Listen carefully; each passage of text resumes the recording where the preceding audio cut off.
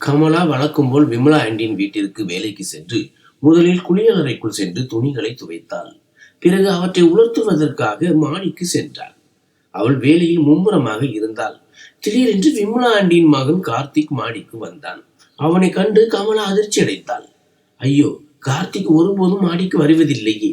ஏனென்றால் கார்த்திக் மாடிக்கு வந்தது அதுவே முதல் முறை. அதனால்தான் கமலா ஆச்சரியத்துடன் அவனை பார்த்தாள். அப்போது கார்த்திக் அவள் அருகே வந்து நின்றான். பிறகு, கமலா, உன்னிடம் ஒரு முக்கியமான விஷயம் பேச வேண்டும். உனக்கு சரி என்று தோன்றினால் சொல்லவா என்றான். இதை கேட்ட கமலா சற்று வெட்கப்பட்டாள். மனதுக்குள் யோசித்தாள். ஐயா, ஏன் இவ்வளவு மரியாதையாக பேசுகிறீர்கள்? பிறகு அவள், என்ன விஷயம் ஐயா, சொல்லுங்கள் என்றாள். அப்போது கார்த்திக், கமலா, நான் உன்னிடம் சொல்ல போகும் விஷயம் சற்று விசித்திரமானது. ஒருவேளை உனக்கு பிடிக்காமல் போகலாம். ஆனால் சூழ்நிலைகள் அப்படி அமைந்து விட்டன. அதனால்தான் நான் உன்னிடம் இதை பேச வேண்டியிருக்கிறது. எனக்கு உன் உதவி தேவை என்றான். இதை கேட்டதும் கமலாவுக்கு இதயம் திக் திக் என்று அடித்துக் கொண்டது. அவள் யோசிக்க ஆரம்பித்தாள். கமலா ஒரு வேலைக்காரி மட்டும்தான். கார்த்திக்கு அவளிடம் அப்படி என்ன உதவி வேண்டும்? கடைசியில் தைரியத்தை வரவழைத்து, சொல்லுங்கள் ஐயா என்றாள். பிறகு கார்த்திக், கமலா, எப்படி ஆரம்பிப்பது என்று எனக்கு தெரியவில்லை. ஆனால் கேள், என் நண்பன் ஒருவன் இருக்கிறான், குணால். அவன் ஒரு பெரிய சிக்கலில் மாட்டிக்கொண்டிருக்கிறான். நடந்தது என்னவென்றால், குணாலின் அம்மாவுக்கு சில நாட்களுக்கு முன்பு விபத்து ஏற்பட்டது. மேலும் அவரது தலையில் காயம் ஏற்பட்டுள்ளது. அதனால் அவர் இப்போது சற்று வித்தியாசமாக நடந்து கொள்கிறார். இதனால் தனது வாழ்க்கை நிலையற்றது என்று அவர் நினைக்கிறார். அதனால் அவர் குணாலிடம் மீண்டும் மீண்டும் சொல்கிறார், சீக்கிரம் திருமணம் செய்து கொள் மகனே. உன் குடும்பம் செழிப்பதை என் கண்ணால் பார்க்க விரும்புகிறேன். அப்போது கமலா அமைதியாக அவன் பேசுவதை கேட்டுக்கொண்டிருந்தாள். கார்த்திக் தொடர்ந்து பேசினான். ஆனால் குணாலின் வீட்டின் நிலைமை இப்போது சரியில்லை. அவனுடைய அம்மாவுக்கு இப்போதுதான் அறுவை சிகிச்சை முடிந்துள்ளது. மேலும் குணால் தன் எதிர்காலத்திலும் கவனம் செலுத்த வேண்டும். ஏனென்றால் அவனுடைய அப்பாவுக்கு ஒரு பெரிய தொழில் இருக்கிறது. அதை அவன் தான் பார்த்து கொள்ள வேண்டும். இப்படிப்பட்ட சூழ்நிலையில் அவன் எப்படி திருமணம் செய்து கொள்ள முடியும்? கார்த்திக் இவ்வளவு சொல்லிவிட்டு நிறுத்தினான். அப்போது கமலா, ஆனால் ஐயா, இதில் நான் என்ன செய்ய முடியும் என்று கேட்டாள். கமலா கடந்த 3 ஆண்டுகளாக விமலா ஆண்டியின் வீட்டில் வேலை செய்து கொண்டிருந்தாள். இருந்தாலும் கார்த்திக்குடன் அவள் இவ்வளவு நேரம் பேசியதில்லை. ஆனால் இன்று அவன் சொன்னது அவளுக்கு புதியதாக இருந்தது. எப்படியும் கமலா எப்போதும் தனது வரம்புக்குள் தான் இருப்பாள். அவள் ஒரு வேலைக்காரி. அதனால் வேலையில் மட்டுமே கவனம் செலுத்துவாள். ஏனென்றால் விமலா ஆண்டிக்கும் தேவையற்ற பேச்சுக்கள் பிடிக்காது. கார்த்திக் அங்கேயே நின்று கமலாவிடம் இருந்து பதிலுக்காக காத்திருந்தான். கமலா மீண்டும், இதில் நான் என்ன செய்ய முடியும் ஐயா என்று கேட்டார். அதற்கு கார்த்திக், கமலா, குணால் என் நண்பன். அவன் இப்போது திருமணம் செய்து கொள்ள விரும்பவில்லை என்றான். அப்போது கமலா முன் கார்த்திக் ஒரு விசித்திரமான யோசனையை முன்வைத்து, குணாலுக்கு ஒரு பெண் தேவை. அவள் அவனுடன் நடிக்க வேண்டும். அதாவது அவனுடன் ஒரு போலியான திருமணம் நாடகம் ஆட வேண்டும். மேலும் கொஞ்ச காலம் அவனுடைய வீட்டில் அவனுடைய மனைவியாக இருக்க வேண்டும் என்றான். இதை கேட்ட கமலா அதிர்ச்சி அடைந்தாள். பிறகு அவள் வியப்புடன், நீங்கள் என்ன சொல்கிறீர்கள் ஐயா என்று கேட்டாள். கார்த்திக், கமலா, என் பேச்சை தவறாக எடுத்துக்கொள்ளாதே. சூழ்நிலைகள் அப்படி இருக்கின்றன. அதனால்தான் நான் உன்னிடம் இதை கேட்க வேண்டியிருக்கிறது. உனக்கு சம்மதம் இல்லை என்றால் பரவாயில்லை. நீ உன் விருப்பப்படி முடிவு எடுக்கலாம் என்றான். பிறகு அவன் மேலும் விளக்கினான். கமலா, குணாலின் அம்மாவிடம் அவரது மகன் இப்போது திருமணமானவர் என்பதை காட்டுவதற்காக அவனுடன் ஒரு போலியான திருமணம் செய்து கொண்டு கொஞ்ச காலம் அவனுடைய வீட்டில் தங்குவதற்கு எங்களுக்கு ஒரு பெண் தேவை. ஏனென்றால் மருத்துவர்கள் அவரது அம்மாவை மகிழ்ச்சியாக வைத்திருப்பது மிகவும் அவசியம் என்று கூறியுள்ளனர். இது அவருடைய ஆரோக்கியத்திற்கு மிகவும் முக்கியமானது. மேலும் அவருடைய ஆசை நிறைவேறவில்லை என்றால் அவருடைய மனப்பிரச்சனை நிரந்தரமாக இப்படி இருக்கலாம். அதனால்தான் மருத்துவர்கள் அவரை மன ரீதியாக மகிழ்ச்சியாகவும் நிலையானவராகவும் வைத்திருக்க அறிவுறுத்தியுள்ளனர். கமலா கார்த்திக் பேசுவதை தீவிரமாக கேட்டுக்கொண்டிருந்தாள். கார்த்திக் மேலும் சொன்னான், குணாலின் அம்மாவுக்கு வேறு எந்த கவலையும் இல்லை. ஏனென்றால் அவர்களிடம் வீடு, பணம் எல்லாம் இருக்கிறது. அவருடைய ஒரே ஆசை என்னவென்றால் குணால் சீக்கிரம் திருமணம் செய்து கொள்ள வேண்டும். அதனால்தான் இந்த நாடகத்தில் நடிக்கக்கூடிய ஒரு பெண் எங்களுக்கு கொஞ்ச காலத்திற்கு தேவை. குணாலின் அம்மாவுக்கு அவருடைய மகன் திருமணமானவர் என்று தெரிய வேண்டும். கமலா, உன் அறிமுகத்தில் இந்த நாடகத்தை நடிக்க தயாராக இருக்கும் அழகான பெண் யாராவது தயாராக இருந்தால் அவளிடம் சொல்லிவிடு. அவளுக்கு நல்ல பணமும் கிடைக்கும். இதில் தவறு ஒன்றும் இல்லை. இது அனைத்தும் குணாலின் அம்மாவின் நன்மைக்காகத்தான். அப்போது கார்த்திக்கின் நோக்கம் தெளிவாக இருந்தது. ஆனால் கமலாவை நேரடியாக கேட்க அவனுக்கு தைரியம் வரவில்லை. அதனால்தான் அவன் சுற்றி வளைத்து பேசினான். கமலா சற்று தயங்கி, கார்த்திக் ஐயா, நீங்கள் என்னிடம்தான் இந்த நாடகத்தை நடிக்க சொல்கிறீர்கள் என்று எனக்கு தெரியும். ஆனால் இது எல்லாம் என் அளவுக்கு மீறியதாக எனக்கு படுகிறது. கார்த்திக், இதில் என்ன தவறு இருக்கிறது கமலா? நாம் இதை குணாலின் அம்மாவுக்காகத்தான் செய்கிறோம். உனக்கு இதற்கு நல்ல பணமும் கிடைக்கும் என்றான். அப்போது கமலாவுக்கு அவனது வார்த்தை சற்று வருத்தம் அளித்தது. அவள் மெல்லிய கோபத்துடன், கார்த்திக் ஐயா, தயவு செய்து பணத்தை பற்றி மீண்டும் பேசாதீர்கள். நான் உங்கள் வீட்டில் வேலைக்காரியாக வேலை செய்தாலும் எனக்கும் சுயமரியாதை இருக்கிறது. எனக்கு பணத்திற்காக எதை வேண்டுமானாலும் செய்ய வேண்டியதிருந்தால் நான் இங்கே பாத்திரம் கழுவும் வேலையையோ துணி துவைக்கும் வேலையையோ செய்திருக்க மாட்டேன் என்றாள். அதற்கு கார்த்திக் உடனடியாக அவளை அமைதிப்படுத்த முயன்று, கமலா, நான் அப்படி சொல்ல வரவில்லை. அதனால் என் வார்த்தைகளை தவறாக புரிந்து கொள்ளாதே. நான் உன்னிடம் கேட்கத்தான் விரும்பினேன். நீ என்ன முடிவு எடுத்தாலும் அதுதான் சரி. உனக்கு நேரம் தேவைப்பட்டால் 3 அல்லது 4 நாட்கள் எடுத்துக்கொள். பிறகு யோசித்து எனக்கு சொல் என்றான். இவ்வளவு சொல்லிவிட்டு அவன் மாடியிலிருந்து கீழே சென்று விட்டான். இப்போது கமலாவுக்கு என்ன செய்வது என்ற யோசனையே மனதில் ஓடிக்கொண்டிருந்தது. விமலா ஆண்டியின் வீட்டில் உள்ள எல்லா வேலைகளையும் முடித்துவிட்டு அவள் தன் வீட்டிற்கு திரும்பினாள். ஆனால் அந்த யோசனை அவளை பின்தொடர்ந்து அவள் வீடு வரை வந்தது. ஏனென்றால் அவளுக்கும் பணம் மிகவும் தேவைப்பட்டது. அவளது தம்பி படித்துக் கொண்டிருந்தான். அதற்கு பணம் தேவைப்பட்டது. தந்தையின் காயத்தினால் வாங்கிய கடனும் அதன் மீதமுள்ள தவணைகளும் வீட்டின் நிலையை மோசமாக்கி இருந்தன. அதனால் கமலா இந்த வேலையை செய்தால் வீட்டின் கஷ்டம் ஓரளவுக்கு குறையலாம் என்று யோசித்தாள். பிறகு நிறைய யோசனைக்கு பிறகு கமலா இந்த நாடகத்தை நடிக்க முடிவு செய்தாள். அடுத்த நாளே அவள் கார்த்திக்கிடம் தனது சம்மதத்தை தெரிவித்தாள். இதை கேட்ட கார்த்திக் மிகவும் மகிழ்ச்சி அடைந்தான்.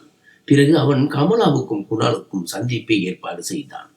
ஆனால் கமலா, ஐயா, நான் இந்த வேலையை செய்தால் உங்கள் வீட்டு வேலைகளை எப்படி செய்வேன் என்று கேட்டாள். அதற்கு கார்த்திக், சரி, இதற்கு நாம் ஏதாவது ஒரு வழியை கண்டுபிடிப்போம். இப்போது நீ ஒரு முறை குணாலை சந்தி என்றான்.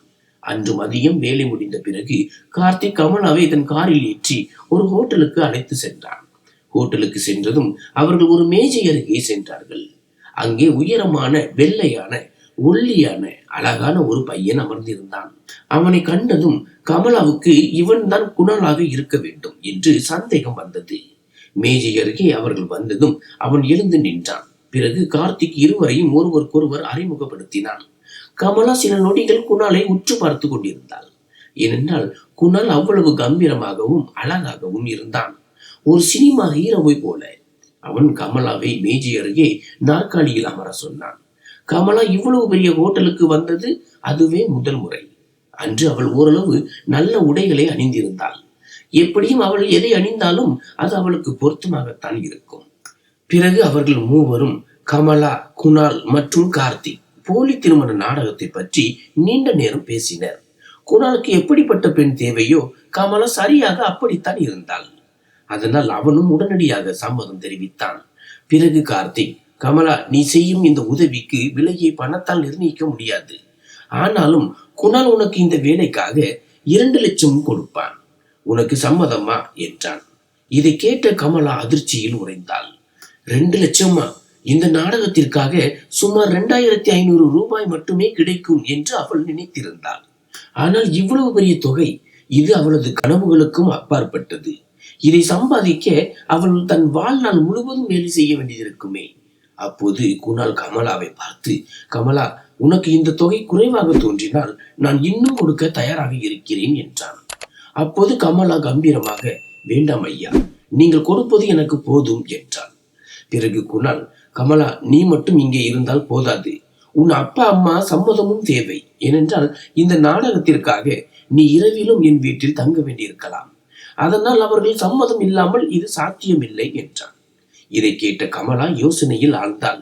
பிறகு அவள், சரி ஐயா, நான் என் அம்மாவிடம் பேச வேண்டும். அவர் என்ன சொல்கிறார், அவர் என்ன முடிவு எடுக்கிறார் என்று தெரிந்த பிறகுதான் நான் ஏதாவது சொல்ல முடியும். ஏனென்றால் நான் என் அம்மாவின் விருப்பத்திற்கு எதிராக ஒருபோதும் செல்ல மாட்டேன் என்றாள். இதற்கு குணால், நீ சொன்னது மிகவும் சரி. சரி, இப்போது நீ உன் அம்மாவிடம் கேட்டுவிட்டு சீக்கிரம் உன் முடிவை சொல் என்றான். இவ்வளவு சொல்லிவிட்டு குணால் எழுந்து அங்கிருந்து புறப்பட்டான். பிறகு கமலாவும் தன் வீட்டிற்கு திரும்பினாள். வீடு திரும்பியதும் அவள் தன் அம்மாவிடம் எல்லா விஷயங்களையும் வெளிப்படையாக சொன்னாள். ஆனால் அவளது அம்மா மறுத்துவிட்டார். அவர், மகளே, உன்னை நான் இப்படி எதையும் செய்ய விட மாட்டேன். ஏனென்றால் பணத்திற்காக எதை வேண்டுமானாலும் செய்வது சரியல்ல என்றார். ஆனால் கமலா தன் அம்மாவிற்கு புரிய வைக்க தீர்மானித்தாள். அவள், அம்மா, நாம் டிவியில் பார்க்கிறோம் அல்லவா, மக்கள் நடிக்கிறார்கள், அதனால் பணம் சம்பாதிக்கிறார்கள். எனக்கும் சிறு வயதிலிருந்தே நடிப்பதில் ஆசை இருந்தது. ஆனால் நமது நிலைமை அப்படி இல்லை. இன்று கடவுள் எனக்கு இவ்வளவு நல்ல வாய்ப்பை அளித்திருக்கிறார். அதனால் நாம் இந்த வாய்ப்பை தங்கமாக மாற்ற வேண்டும். ஏனென்றால் இப்படிப்பட்ட ஒரு வாய்ப்பு மீண்டும் கிடைக்காது. ரூபாய் 2 லட்சம் கிடைக்கும் அம்மா, புரிகிறதா என்றாள். தன் அம்மாவை சம்மதிக்க வைக்க கமலாவுக்கு ஒரு நாள் முழுவதும் ஆனது. மீண்டும் மீண்டும் விளக்கினாள், கெஞ்சினாள். கடைசியில் நிறைய யோசனைக்கு பிறகு அவளது அம்மா சம்மதம் தெரிவித்தார். பிறகு அடுத்த நாள் காலை கமலா விமலா ஆண்டியின் வீட்டிற்கு வேலைக்கு சென்றாள். அங்கே கார்த்திக் அவளை தனியாக பார்த்து, என்ன முடிவு எடுத்தாய் என்று கேட்டான். கமலா தலையை ஆட்டி சம்மதம் தெரிவித்ததும் கார்த்திக் மகிழ்ச்சியில் துள்ளி குதித்தான். பிறகு அவன் உடனடியாக குணாலுக்கு போன் செய்தான். பிறகு இருவரும் மாடிக்கு சென்றனர். அங்கே கமலா, ஐயா, நான் உங்கள் அம்மாவிடம், அதாவது விமலா ஆண்டியிடம் என்ன சொல்வது என்று கேட்டாள். அதற்கு கார்த்திக், நீ அப்படியே செய். கீழே வேலை செய்யும் போது தலை சுற்றுவது போல் நாடகம் செய். நான் உன்னை மருத்துவமனைக்கு அழைத்து சென்று உன்னை அங்கே சேர்க்க வேண்டியது இருந்தது என்று அம்மாவிடம் சொல்வேன். பிறகு ஒரு நாள் கழித்து மருத்துவர் உனக்கு 2 மாதங்கள் ஓய்வெடுக்க சொன்னார் என்று சொல்வோம். அதுவரை நான் வேறு ஒரு வேலைக்காரியை வேலைக்கு அமர்த்தி கொள்வேன் என்றார். அப்போது கார்த்திகின் திட்டம் மிகவும் அற்புதமாக இருந்தது. பிறகு என்ன? கமலா அப்படியே செய்தாள். வேலை செய்யும் போது அவள் விமலா ஆண்டிக்கு முன்னால் தலை சுற்றுவது போல் நாடகம் செய்தாள். திடீரென கீழே விழுந்தாள். அவள் விழுவதை பார்த்த விமலா ஆண்டி பயந்து போய் கத்த ஆரம்பித்தாள். கார்த்திக் உடனே அங்கே வந்து கமலாவை காரில் ஏற்றி மருத்துவமனைக்கு அழைத்து சென்றான். அங்கே அவளுக்கு பரிசோதனை நடந்தது. பிறகு கார்த்திக் வேண்டுமென்றே சில போலி அறிக்கைகளை தயார் செய்தான். சுமார் 2 மணி நேரம் கழித்து கார்த்திக்கும் கமலாவும் மருத்துவமனையில் இருந்து வெளியே வந்தனர். அங்கே அருகிலேயே ஒரு சிறிய ஹோட்டல் இருந்தது. கார்த்திக் கமலாவை அங்கே அழைத்து சென்றான். பிறகு கமலா, ஐயா, நாம் ஏன் இப்போது ஹோட்டலுக்கு வந்திருக்கிறோம் என்று கேட்டாள். அதற்கு கார்த்திக், அடா கமலா, முதலில் உள்ளே வா, நான் உன்னிடம் ஒரு முக்கியமான விஷயம் பேச வேண்டும் என்றான். பிறகு ஹோட்டலுக்குள் சென்று அமர்ந்ததும் கார்த்திக், கமலா, நீ மிகவும் தைரியத்தை காட்டுகிறாய். அந்த பக்கம் குணாலும் எல்லாவற்றையும் நன்கு திட்டமிட்டிருக்கிறான். ஆனால் இந்த வேலையில் உனக்கு அபாரமான நம்பிக்கை தேவை. இந்த நாடகத்தை நீ அவ்வளவு உண்மையாக காட்ட வேண்டும். அப்போதுதான் குணாலின் அம்மாவுக்கோ அல்லது வேறு யாருக்கோ கொஞ்சமும் சந்தேகம் வரக்கூடாது என்றான். இதற்கு கமலா கார்த்திகை பார்த்து, கார்த்திக் ஐயா, நான் தயார். நீங்களும் குணாலும் என்னுடன் இருங்கள். மற்றதை நான் பார்த்துக் கொள்கிறேன் என்றாள். அப்போது குணாலும் அங்கே வந்து சேர்ந்தான். கமலாவை பார்த்ததும், கமலா, எல்லாம் உறுதியாகி விட்டதா? உன் அம்மா என்ன சொன்னார் என்று கேட்டான். அதற்கு கமலா, அம்மா சம்மதம் தெரிவித்து விட்டார், நான் தயார் என்று பதிலளித்தாள். அப்போது குணால் இதை கேட்டு மகிழ்ச்சியில் திளைத்தான். பிறகு அவன் ஒரு தடிமனான உரையை கமலாவிடம் நீட்டி, இதில் 1.5 லட்சம் ரூபாய் இருக்கிறது. மீதி பணம் வேலை முடிந்த பிறகு உனக்கு கிடைக்கும். ஆனால் நீ உன் கதாபாத்திரத்தில் முழுமையாக மூழ்க வேண்டும் என்பதை நினைவில் கொள். வேறு எந்த பிரச்சனையும் இருந்தால் நானும் கார்த்திக்கும் இருக்கிறோம் என்றான். பிறகு குணால் கமலாவிற்கும் கார்த்திக்கிற்கும் அடுத்த திட்டத்தை விளக்கினான். அப்போது என்ன செய்ய வேண்டும் என்று எல்லாம் உறுதியானது. அடுத்த நாள் திட்டமிட்டபடி கமலா சாந்தி காலனிக்கு வந்தாள். ஏனென்றால் குணால் அங்கேயே வசித்தான். சாந்தி காலனியில் உள்ள சிவன் கோயில் அருகில் காத்திருக்குமாறு அவன் கமலாவை சொல்லி இருந்தான். அதனால் கமலா சரியாக 12 மணிக்கு அங்கே வந்து சேர்ந்தாள். கொஞ்ச நேரம் கழித்து குணால் தன் பளபளப்பான காரில் வந்தான். கமலாவை பார்த்ததும் அவன் முகம் பிரகாசமானது. பிறகு அவன் கமலாவை காரில் ஏறுமாறு சொன்னான். கமலா காரில் அமர்ந்தாள். ஆனால் குணாலின் கவனம் வேறு எங்கோ இருந்தது. கொஞ்ச நேரம் கழித்து அவன், கமலா, நீ நிஜமாகவே மிகவும் அழகாக இருக்கிறாய், அதில் சந்தேகமே இல்லை. இந்த சாதாரண உடைகளிலும் நீ நன்றாக இருக்கிறாய். ஆனால் இன்னும் நல்ல உடைகளை அணிந்தால் உனக்கு இன்னும் கம்பீரமாக இருக்கும் என்றான். கமலா அமைதியாக இருந்தாள். தலையை மட்டும் அசைத்து, சரி ஐயா, நீங்கள் சொல்வது போல் என்றாள்.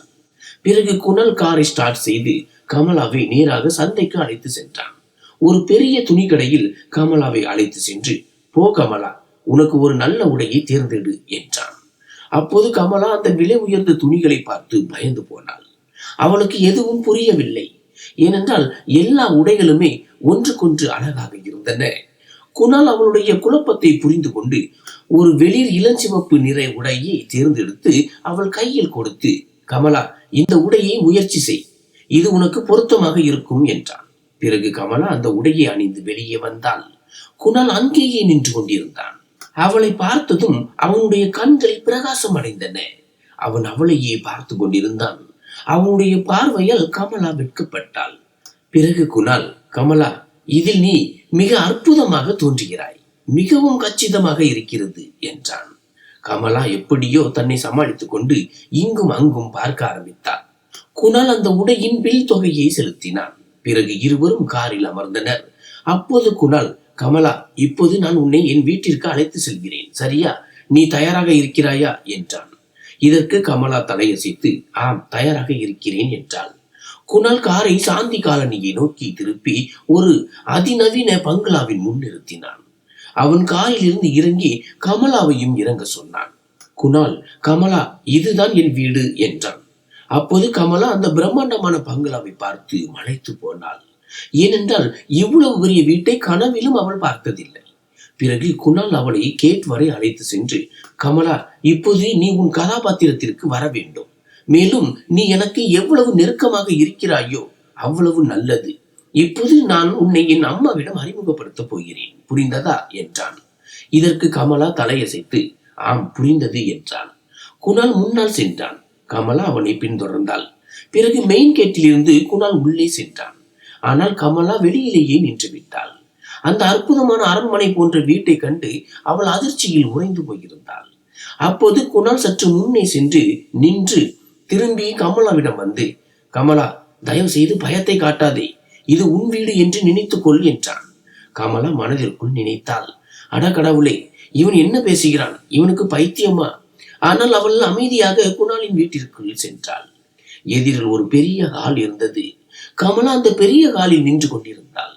அங்கே சுற்றிலும் விலை உயர்ந்த அலங்கார பொருட்கள் வைக்கப்பட்டிருந்தன.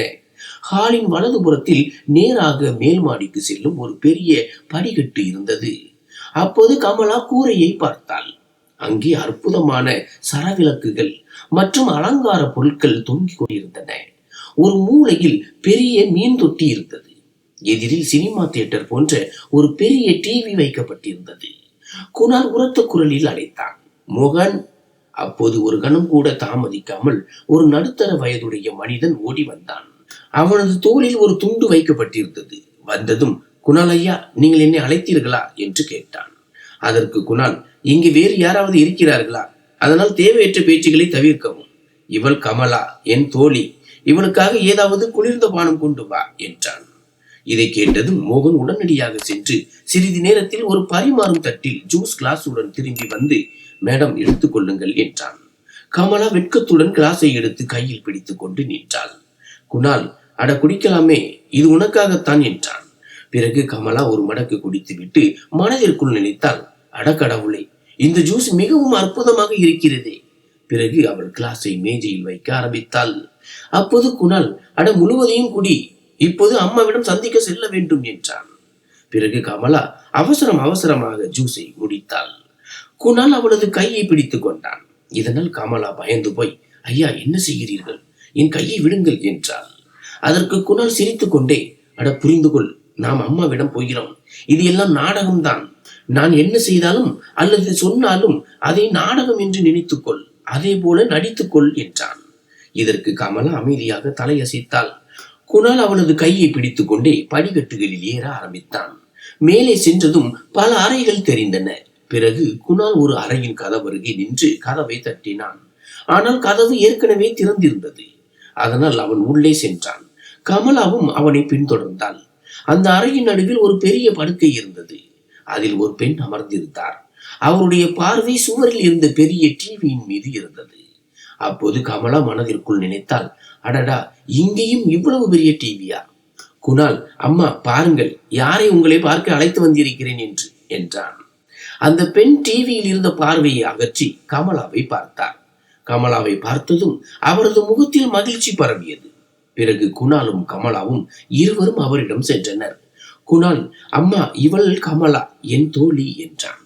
அப்போது அந்த பெண் கமலாவை பார்த்து, மகளே, நீ எப்படி இருக்கிறாய் என்று கேட்டாள். அதற்கு கமலா, நான் நன்றாக இருக்கிறேன் ஆண்டி, நீங்கள் எப்படி இருக்கிறீர்கள் என்று பதிலளித்தாள். அதற்கு அவர் சிரித்துக் கொண்டே, அட, நான் மிகவும் நன்றாக இருக்கிறேன் என்றார். பிறகு குணால் பேச்சை தொடர்ந்தான். அம்மா, நான் உன்னிடம் ஒரு முக்கியமான விஷயம் பேச வேண்டும். நீ எத்தனை நாட்களாக என்னிடம் திருமணம் செய் என்று கேட்டுக்கொண்டிருந்தாய் அல்லவா?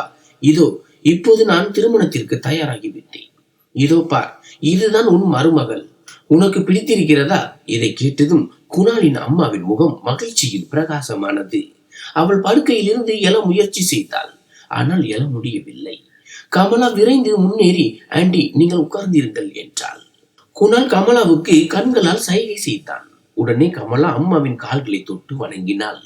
அம்மா மகிழ்ச்சியுடன், அட மகளே, நீ எவ்வளவு நல்ல பெண் என்று கூறினார். பிறகு, மகளே, உன் பெயர் என்ன என்று கேட்டார்.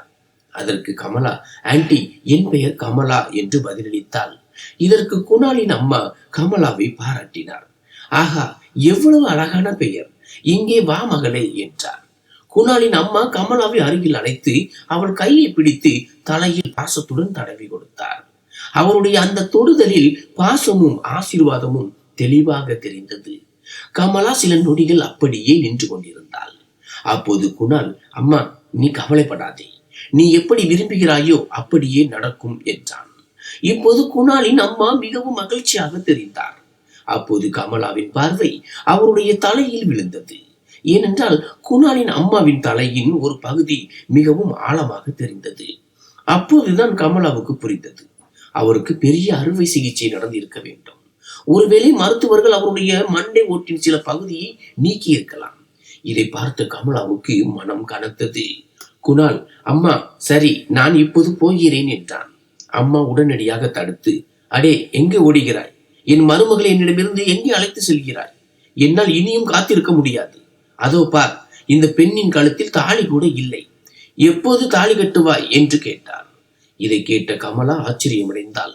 அவள் மனதிற்குள் நினைத்தாள், அடகடவுளே, இந்த ஆண்டி மிகவும் வேகமானவர். குணால், அம்மா, நீ சொல்வது போலவே நடக்கும் என்றான். குணாலின் அம்மா, இன்றே ஏன் தாலி கட்டக்கூடாது என்று அவசரமாக கேட்டார். இனி எந்த பதிலும் சொல்லாதே என்றார். இவ்வளவு சொல்லிவிட்டு அவர் முகத்தை திருப்பிக் கொண்டு வேறு பக்கம் பார்க்க ஆரம்பித்தார். பிறகு குணால் அவரை சமாதானப்படுத்தினான். சரி அம்மா, நீ சொல்வது போலவே செய்வோம். ஆனால் இப்போது திருமணத்தை நாங்கள் மிகவும் எளிமையான முறையில் செய்வோம். நீ முழுமையாக சரியான பிறகு விமர்சையாக பார்ட்டி கொடுப்போம். ஆனால் நீ மருத்துவர்கள் அறிவுரையையும் கேட்க வேண்டும். ஏனென்றால் இப்போது நீ ஓய்வெடுக்க வேண்டும்.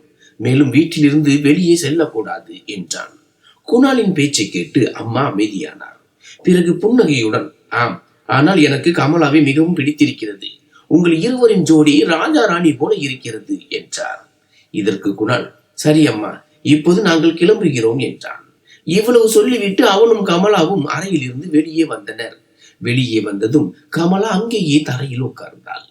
அப்போது குணால், என்ன ஆச்சு கமலா என்று கேட்டான். இதற்கு கமலா எதுவும் சொல்லவில்லை. ஆனால் அவளுடைய நிலை குணாலுக்கு புரிந்தது. ஏனென்றால் அம்மாவுக்கு முன் கமலாவின் இதயம் மிகவும் பதட்டம் அடைந்திருந்தது. இருப்பினும் அவள் தன்னை சமாளித்தாள். சிறிது நேரம் கழித்து இருவரும் ஹாலுக்கு திரும்பினர். அங்கே இப்போது ஒரு வயதானவர் அமர்ந்திருந்தார். அவருடைய உடைகளை பார்த்தால் அவர் ஒரு பெரிய மனிதர் போல் தெரிந்தது. அப்போது குணாலும் கமலாவும் அவரிடம் சென்றனர். குணால், அப்பா, இதுதான் கமலா, இவளை பற்றி தான் நான் உங்களிடம் சொன்னேன் என்றான். அவர் குணாலின் அப்பா. அவர் எழுந்து, கமலா, நீ எப்படி இருக்கிறாய்? நன்றாக இருக்கிறாய் அல்லவா என்று கேட்டார்.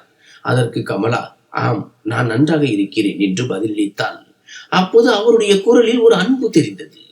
குணால், கமலா, நான் அப்பாவிடம் எல்லாவற்றையும் முன்பே சொல்லிவிட்டேன். நீ அம்மா முன்னால் மட்டும் இந்த நாடகத்தை நடிக்க வேண்டும் என்றான். இதை கேட்ட கமலா நிம்மதி பெருமூச்சு விட்டாள். பிறகு குணால் மேலும், கமலா, இப்போது நீ வீட்டிற்கு போகலாம். ஆனால் நாளை மீண்டும் இங்கே வர வேண்டும். நாளை முதல் நம்முடைய உண்மையான நாடகம் தொடங்கும் என்றான். இதற்கு கமலா சம்மதம் தெரிவித்து வீட்டிற்கு திரும்பினாள். வீட்டிற்கு சென்றதும் அவள் தன் அம்மாவிடம் எல்லா விஷயங்களையும் சொன்னாள். அப்போது குணாலின் அம்மாவின் நிலைமையை கேட்ட கமலாவின் அம்மாவுக்கும் மிகவும் வருத்தமாக இருந்தது. அடுத்த நாள் கமலா மீண்டும் சிவன் கோயில் அருகில் நின்று கொண்டிருந்தாள். சிறிது நேரத்தில் குணால் தன் காரில் வந்தான். பிறகு கமலா காரில் அமர்ந்தாள். குணால், கமலா, நான் உனக்கு போன் செய்ய இருந்தேன், ஆனால் உன் நம்பர் என்னிடம் இல்லை என்றான். இதற்கு கமலா, ஐயா, என்னிடம் போனே இல்லை. வீட்டில் ஒரே ஒரு போன் தான் இருக்கிறது, அதுவும் வீட்டில் தான் இருக்கும் என்றாள். அதற்கு குணால், சரி கவலைப்படாதே, நான் உனக்கு புதிய போன் வாங்கி கொடுக்கிறேன் என்றான். இதற்கு கமலா மறுத்தாள். வேண்டாம் ஐயா, எனக்கு போன் தேவையில்லை என்றாள்.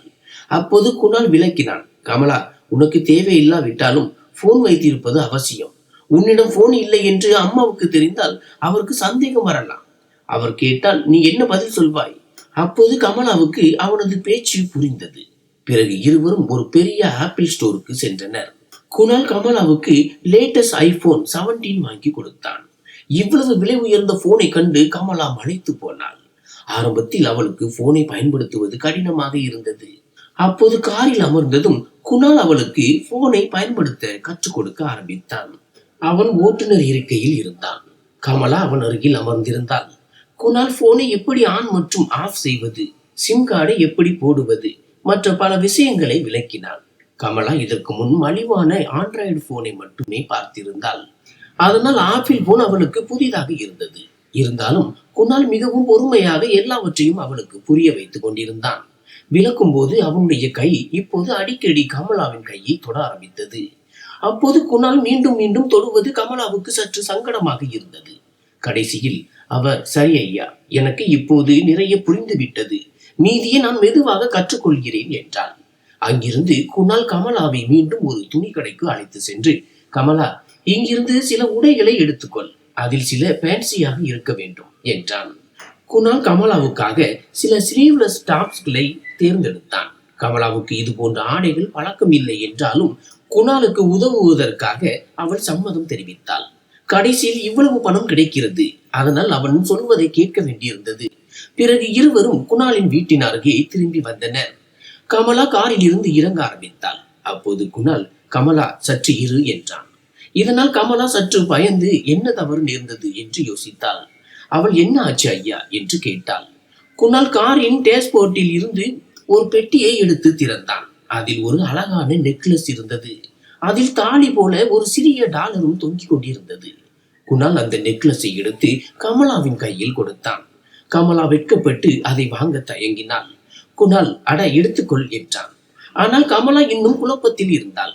ஆனால் குணால் வற்புறுத்தியதால் அவள் அந்த நெக்லஸை எடுத்துக்கொண்டாள். குணால், கமலா, இந்த நெக்லஸை நீ கழுத்தில் அணிந்து கொள். நான் இப்போது அம்மாவிடம் நாங்கள் இருவரும் திருமணம் செய்து கொண்டோம் என்று சொல்கிறேன் என்றான். இதை கேட்ட கமலா அதிர்ச்சி அடைந்தாள். அவள் மனதிற்குள், அடகடவுளே, ஐயா என்ன சொல்கிறார் என்று நினைத்தாள். பிறகு அவள், ஐயா நீங்கள் எப்படி அப்படி சொல்ல முடியும் என்று கேட்டாள். அதற்கு குணால் விளக்கினான். கமலா, இப்படித்தான் செய்ய வேண்டும். நாம் சில மாதங்களுக்கு இந்த நாடகத்தை நடிக்க வேண்டும். நீ இதற்கு தயார்தானே என்றான். கமலா சிறிது நேரம் அமைதியாக இருந்தாள். பிறகு தலையசைத்து, ஆம் ஐயா, நான் தயார் என்றாள். குணால் சிரித்துக் கொண்டே, கமலா, இன்றிலிருந்து என்னை ஐயா என்று அழைக்காதே, வெறுமனே குணால் என்று அலை, சரியா என்றான். கமலா ஆம் சரி என்றாள். பிறகு இருவரும் வீட்டிற்குள் சென்றனர். ஹாலில் அதே மோகன் ஏதோ வேலை செய்து கொண்டிருந்தான். குணால் கமலாவை வீட்டின் இடதுபுறம் வெளியே அழைத்து சென்றான். அங்கே ஒரு பெரிய தோட்டம் இருந்தது. வண்ணமயமான மலர் செடிகள், நடுவில் நீரூற்று ஓடிக்கொண்டிருந்தது.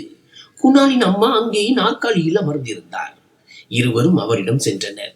குணால் முதலில் தன் அம்மாவின் கால்களை தொட்டு வணங்கினான். பிறகு கமலாவுக்கும் அப்படியே செய்யும்படி சைகை செய்தான். கமலாவும் அவளது அம்மாவின் கால்களை தொட்டு வணங்கினாள். அம்மா மங்களகரமாக இரு என்று ஆசீர்வதித்தார். அப்போது அவரது பார்வை உடனடியாக கமலா கழுத்தில் இருந்த தாலி மீது சென்றது. குணால், அம்மா, நான் கமலாவை கோர்ட் மேரேஜ் செய்து கொண்டேன் என்றான். இதற்கு அம்மா மகிழ்ச்சியுடன் கமலாவை பார்த்து, அடடா மகனே, நீ மிகவும் நல்லது செய்தாய். மகளே, இந்த தாலி உன் கழுத்தில் எவ்வளவு அழகாக இருக்கிறது. இது உன் அழகை மேலும் அதிகரித்துள்ளது. இப்படியே சந்தோஷமாக இரு என்றார். பிறகு குணாலிடம், மகனே, எங்களிடம் சொல்லாமல் நீ திருமணம் செய்து கொண்டாய். அதனால் தான் நீங்கள் இருவரும் திருமண உடைகளை அணியவில்லை. சாதாரண உடையில் திருமணம் செய்து கொண்டீர்கள். ஆனால் அடுத்த கணம் அம்மாவின் முகம் சோகமாக மாறியது. அவர், குணால், மகனே, என்னை மன்னித்து விடு. என்னால் தான் நீ கோர்ட் மேரேஜ் செய்ய வேண்டியதாயிற்று. எனக்கு மிகவும் வருத்தமாக இருக்கிறது என்றார். அப்போது கமலா மனதிற்குள் நினைத்தாள், அட, இந்த ஆண்டி ஒரு கணம் சிரிக்கிறாள், அடுத்த கணம் அழுகிறாள். ஒருவேளை இவள் என்னை விட பெரிய நாடகக்காரியோ? ஆனால் குணால் உடனடியாக தன் அம்மாவை சமாதானப்படுத்தி, அம்மா, நீ கவலைப்படாதே.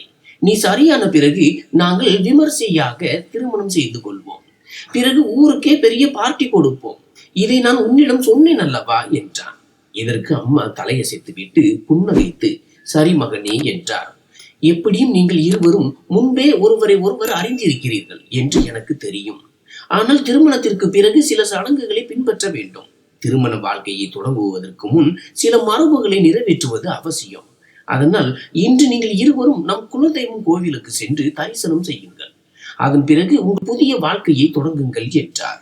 அப்போது குணாலின் அம்மா உறுதியாகி, மகனே, நீங்கள் இருவரும் இன்று நம் குலதெய்வம் கோயிலுக்கு தரிசனம் செய்ய போக வேண்டும், புரிந்ததா என்றார். இதற்கு குணால், அம்மா, நாங்கள் பிறகு செல்கிறோம் என்றான். அம்மா கண்டிப்புடன், பிறகு ஏன், இன்றே போக வேண்டும். அங்கிருந்து எனக்கு வீடியோ கால் செய், அப்போதுதான் எனக்கும் சாமி தரிசனம் கிடைக்கும் என்றார். பிறகு குணால் ஒரு நீண்ட மூச்சு விட்டு, சரி அம்மா, நாங்கள் சென்று வருகிறோம் என்றான். குணால் கமலாவை ஹாலுக்கு அழைத்து சென்று காலை உணவு கொடுத்தான். அப்போது கமலா மறுத்தாள். ஐயா, எனக்கு பசி இல்லை, நான் வீட்டிலிருந்து சாப்பிட்டு வந்தேன் என்றாள். அப்போது குணால் மெதுவாக அருகில் வந்து கமலாவின் உதட்டில் தன் விரலை வைத்து, கமலா, நான் சொன்னேன் அல்லவா, என்னை ஐயா என்று அழைக்காதே, வெறுமனே குணால் என்று அழை என்றான். இதற்கு கமலா வெட்கத்துடன், அட, இங்கே நாம் இருவரும் மட்டும் தானே இருக்கிறோம் என்றாள். அதற்கு குணால் சிரித்துக் கொண்டே, ஆம், ஆனால் திடீரென்று அம்மா வந்து விட்டால், அதனால் தான் சொல்கிறேன், குணால் என்று அழைப்பதற்கு பழகிக்கொள் என்றான். சிறிது நேரம் கழித்து இருவரும் காரில் ஏறி குலதெய்வம் கோயிலுக்கு தரிசனத்திற்காக புறப்பட்டனர். கமலா பின் சீட்டில் அமர்ந்திருந்தாள். குணால், கமலா, நீ முன்னால் வந்து அமரலாமே என்றான். இதற்கு கமலா, இல்லை, நான் இங்கேயே நன்றாக இருக்கிறேன் என்றாள். பிறகு குணால் காரை ஸ்டார்ட் செய்தான். சுமார் 3 மணி நேர பயணத்திற்கு பிறகு அவர்கள் குலதெய்வம் கோவிலை அடைந்தனர். பிறகு குணால் கமலாவை வீடியோ காலிற்காக தயாராக இருக்கும்படி சொல்லிவிட்டு தன் அம்மாவிற்கு போன் செய்தான். அப்போது வீடியோ காலின் போது அம்மா மொபைலில் இருவரையும் பார்த்து, ஆம், இப்போது என் மன ஆசை நிறைவேறிவிட்டது. கடவுளின் தரிசனத்தை பெற்று சீக்கிரம் வீட்டிற்கு திரும்புங்கள், பத்திரமாக வாருங்கள் என்றார். இதற்கு குணால், ஆம் அம்மா, பத்திரமாக வருகிறோம் என்றான். பிறகு போனை வைத்துவிட்டு குணால் கமலாவின் பக்கம் திரும்பி, வா கமலா என்றான். கமலா காரில் அமர ஆரம்பித்தாள். ஆனால் அப்போது அவளுக்கு ஒரு எண்ணம் வந்தது. குலதெய்வம் கோவில் வாசலுக்கு வந்து தரிசனம் செய்யாமல் திரும்புவது சரியல்ல. அதனால் அவள், நில்லுங்கள் குணால், நாம் கோவில் வாசல் வரை வந்திருக்கிறோம், தரிசனம் செய்து விட்டுதான் போவோம், மன்னித்து விடுங்கள், நான் தவறு செய்து விட்டேன், நான் உங்களை குணால் என்று அழைத்தேன் என்றாள். இதற்கு குணால், சரியாகத்தான் சொன்னாய், இனி என்னை குணால் என்றே அழை, இப்போது வா, தரிசனம் செய்வோம் என்றான். பிறகு இருவரும் காரில் இருந்து இறங்கினர். பூஜைக்கான பொருட்களை எடுத்துக்கொண்டு தரிசன வரிசையில் நின்றனர். கூட்டம் குறைவாக இருந்ததால் சீக்கிரமே வாய்ப்பு வந்தது. கமலா கடவுளை வணங்கினாள். பூஜை தாம்பலத்தை குணாலிடம் கொடுத்து, இதை அம்மாவுக்கு சமர்ப்பித்து விடுங்கள் என்றாள். அப்போது பின்னால் நின்று கொண்டிருந்த ஒரு வயதான பாட்டி உரத்த குரலில், அடே பெண்ணே, என்ன செய்கிறாய்? உன் கணவன் கையை பிடித்துக்கொள், கடவுளுக்கு பூஜை செய்யும் போது மனைவி கணவனுடன் சேர்ந்து செய்ய வேண்டும் என்றார். இதை கேட்ட கமலா பயந்து போனாள். ஆனால் பாட்டியின் வார்த்தைக்கு மரியாதை கொடுத்து அவள் குணாலின் கையை பிடித்தாள். பிறகு இருவரும் சேர்ந்து பூஜையை சமர்ப்பித்தனர். கோவிலில் இருந்து வெளியே வரும்போது குணால் சிரித்துக் கொண்டே, அந்த பாட்டி ஆச்சரியமானவர் இல்லையா என்றான். கமலாவும் சிரித்து, ஆம், நிஜமாகவே எவ்வளவு திட்டினார்கள் என்றாள். பிறகு இருவரும் காரில் அமர்ந்து வீட்டை நோக்கி புறப்பட்டனர். குணால் ஓட்டுநர் இருக்கையில் இருந்தான். கமலா இந்த முறை அவன் பக்கத்தில் அமர்ந்திருந்தாள். வாழ்க்கையில் முதல் முறையாக அவள் காரின் முன்புறத்தில் அமர்ந்திருந்தாள். ஜன்னல் வழியாக வெளி உலகம் தெளிவாக தெரிந்தது. எதிரில் இருக்கும் பாதையை பக்கத்தில் இருந்து பார்ப்பது ஒரு தனி இன்பமாக இருந்தது. அந்த நொடியில் காரில் முன்னால் உட்காருவது எவ்வளவு சிறப்பானது என்று கமலா உணர்ந்தாள். ஆனால் உடனடியாக அவளுக்கு ஒரு எண்ணம் வந்தது. பணக்காரர்களிடம் கார்கள் இருக்கின்றன, ஏழைகள் பஸ்ஸில் ஏறுவதற்கு முன் 4 முறை யோசிக்க வேண்டியிருக்கிறது. பிறகு சிறிது தூரம் சென்ற பிறகு குணால் ஒரு ஹோட்டலின் அருகில் காரை நிறுத்தி, கமலா, எனக்கு பசிக்கிறது, நான் ஏதாவது சாப்பிட்டு விட்டு வருகிறேன் என்றான். இதற்கு கமலா, சரி குணால் என்றாள். குணால் சில அடிகள் நடந்தான். பிறகு திரும்பி வந்து, அட சாரி, உன்னை கேட்கவே இல்லை, இங்கே மிகவும் சுவையான காலை உணவு கிடைக்கிறது, வா, ஏதாவது சாப்பிடலாம் என்றான். அப்போது கமலாவுக்கும் பசி எடுத்திருந்தது. அதனால் அவள் நாடகம் இல்லாமல் காரில் இருந்து இறங்கினாள். பிறகு இருவரும் ஹோட்டலில் சாப்பிட்டார்கள். கமலா தன் வாழ்க்கையில் முதல் முறையாக பன்னீர் சாண்ட்விச் சாப்பிட்டாள். அதை பற்றி நிறைய கேள்விப்பட்டிருந்தாள். ஆனால் இன்றுதான் அதன் சுவையை அறிந்தாள். காலை உணவுக்கு பிறகு இருவரும் காரில் அமர்ந்து நகரத்தை நோக்கி திரும்பினர். காரில் குணால், கமலா, இப்போது நீ என்னுடன் இரவு தங்க வேண்டும். அதனால் உன் அம்மாவுக்கு போன் செய்து சொல்லிவிடு என்றான். பிறகு கமலா தன் பர்சில் இருந்து குணால் கொடுத்த ஐபோனை எடுத்து தன் அம்மாவுக்கு போன் செய்தாள். எப்படியும் காலையிலேயே கமலா தன் அம்மாவுக்கு எல்லாவற்றையும் சொல்லி இருந்தாள். அதனால் அவளது அம்மா எந்த எதிர்ப்பும் தெரிவிக்கவில்லை. பிறகு மாலையில் கமலாவும் குணாலும் அவன் வீட்டிற்கு வந்தனர். அப்போது குணால் கமலாவை புதியவளாக தோற்றமளிக்க குளியலறையை காட்டினான். கமலா குளியலறைக்குள் சென்றாள். குளியலறை அவ்வளவு பெரியதாக இருந்ததை பார்த்து அவள் மலைத்து போனாள். ஏனென்றால் அதில் பெரிய பெரிய கண்ணாடிகள் மற்றும் குழாயில் இருந்து வெதுவெதுப்பான தண்ணீர். குணாலின் வீட்டில் இப்படி ஒரு குளியலறையை பார்த்து கமலாவின் வாய் திறந்தே இருந்தது. பிறகு புத்துணர்ச்சி அடைந்த பிறகு வெளியே வந்தாள். அப்போது குணால், வா, இப்போது அம்மாவிடம் சென்று சந்திக்கலாம் என்றான். பிறகு இருவரும் குணாலின் அம்மாவின் அறைக்கு சென்றனர். அப்போது அவனது அம்மா படுக்கையில் அமர்ந்திருந்தார். ஒரு நர்ஸ் அவரது கைகளை மெதுவாக பிடித்து விட்டு கொண்டிருந்தார். அப்போது கமலாவையும் குணாலையும் பார்த்ததும் அம்மாவின் முகம் மகிழ்ச்சியில் பிரகாசமானது. பிறகு இருவரும் அவருடைய கால்களை தொட்டு வணங்கினர். அம்மா, சரி குழந்தைகளே, இப்போது ஓய்வெடுங்கள், சோர்வாக இருப்பீர்கள் என்றார். பிறகு இருவரும் மீண்டும் அவருடைய கால்களை தொட்டு வெளியே வந்தனர். வெளியே வந்ததும் குணால், வா கமலா, உனக்கு உன் அறையை காட்டுகிறேன் என்றான். பிறகு அவன் கமலாவை 3வது மாடிக்கு அழைத்து சென்றான். பல அறைகளுக்கு நடுவில் ஒரு அறையின் முன் நின்று கதவை திறந்து, கமலா, இதுதான் உன் அறை. இன்று முதல் நீ இங்கேயே தங்குவாய். ஏதாவது தேவைப்பட்டால் என்னிடம் சொல், அல்லது இந்த மணியை அடி, வேலைக்காரன் உடனடியாக வருவான் என்றார். கமலா அந்த அறையை பார்த்து ஆச்சரியம் அடைந்தாள். பெரிய டிவி, கண்கவர் மின்சார விளக்குகள் கொண்ட விளக்கு மற்றும் மிகவும் மென்மையான படுக்கை. பஞ்சில் படுத்திருப்பது போல அவளது கனவு நிஜமாகி விட்டது போல் இருந்தது. குணால் அறையை காட்டிவிட்டு சென்று விட்டான். கதவு தானாகவே மூடிக்கொண்டது. இப்போது கமலா படுக்கையில் அமர்ந்து அறையை பார்த்து கொண்டிருந்தாள். பிறகு அவள் கதவை திறந்து பார்த்தாள். அது திறந்தது. இது அவளுக்கு சற்று நிம்மதியை அளித்தது. பிறகு அவள் கதவை மூடிவிட்டு படுக்கையில் படுத்துக் கொண்டாள். மொபைலை அருகில் வைத்தாள். ஏனென்றால் அவளுக்கு போன் பழக்கம் அதிகம் இல்லை. பிறகு கண்களை மூடி சிறிது நேரம் படுத்திருந்தாள். ஆனால் அப்போது அவள் மனதில் நிறைய எண்ணங்கள் ஓடிக்கொண்டிருந்தன. ஏனென்றால் அவளது வாழ்க்கை முழுமையாக மாறிவிட்டது. வறுமையில் எளிமையான வாழ்க்கை வாழ்ந்த கமலா இப்போது இவ்வளவு ஆடம்பரமான நிலையில் இருப்பது அவளுக்கு ஒரு கனவு போல தோன்றியது. அப்போது அவளது போன் ஒலித்தது. பார்த்தால் குணாலின் அழைப்பு. அவள் போனை எடுத்தாள். குணால், கமலா, உணவு நேரம் ஆகிவிட்டது என்றான். கமலா விரைந்து ஹாலுக்கு சென்றாள். குணால் அவளை தனியான ஒரு அறைக்கு அழைத்து சென்றான். அங்கே ஒரு நீளமான சாப்பாட்டு மேஜை போடப்பட்டிருந்தது. அதை சுற்றிலும் அதிநவீன நாற்காலிகள் அலங்கரிக்கப்பட்டிருந்தன. குணால் ஒரு நாற்காலியில் அமர்ந்து கமலாவை அருகில் இருக்கும் நாற்காலியில் அமர சொன்னான். அந்த மேஜையில் ஏராளமான உணவு வகைகள் இருந்தன.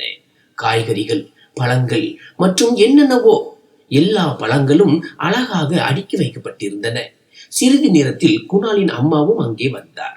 ஒரு நர்ஸ் அவரை ஆதரவுடன் அழைத்து வந்திருந்தார். அம்மாவை பார்த்ததும் குணால் அவருக்காக நாற்காலியை நகர்த்தினார். பிறகு குணாலின் அம்மா, மகளே, இந்த வீட்டிற்கு உன்னை வரவேற்கிறேன். நீ எங்கள் புதிய மருமகளாக வந்திருக்கிறாய். ஆனால் என்னால் உன்னை முறையாக வரவேற்க முடியவில்லை என்றார். அப்போது கமலா அவரை சமாதானப்படுத்தினாள். அம்மா, நீங்கள் கவலைப்படாதீர்கள், எனக்கு எந்த குறையும் இல்லை. நான் மிகவும் மகிழ்ச்சியாக இருக்கிறேன் என்றாள். இதற்கு அம்மா பாராட்டினார். ஆஹா மகளே, நீ மிகவும் புத்திசாலி என்றார். பிறகு அனைவரும் சாப்பிட ஆரம்பித்தனர். அப்போது மேஜையில் அவ்வளவு உணவு வகைகள் இருந்தன. கமலாவுக்கு எதை சாப்பிடுவது, எதை விடுவது என்று புரியவில்லை.